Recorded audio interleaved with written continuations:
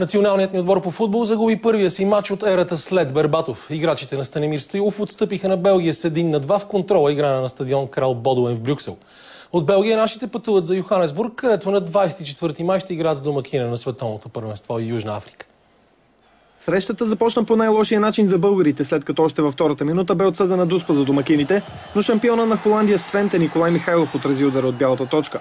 В средата на полувремето момчетата на Мари Стоилов се окопитиха и Благой Георгиев удари страничната града, а в 31-та минута Ивелин Попов откри резултата след атака като по учебник. През второто полувреме домакините играха грубо, но и по-настоятелно.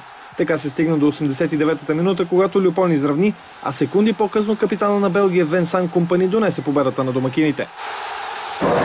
Според мен и излизането от принуда на доста от играчите с смените са пообърка малко.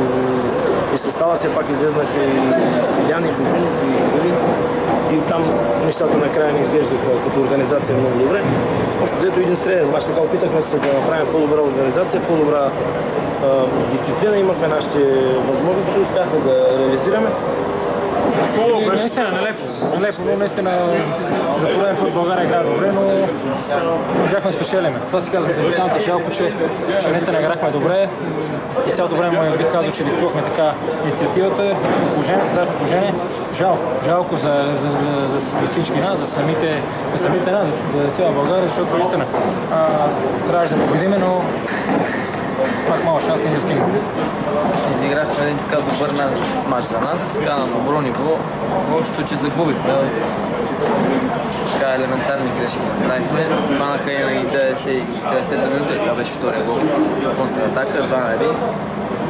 Но мисля, че е така една добра проверка за нас. Според мен ние сме по-здрави към края. Очакваме победата и така почваме да губим ритъм и според мен закономерно сгубим.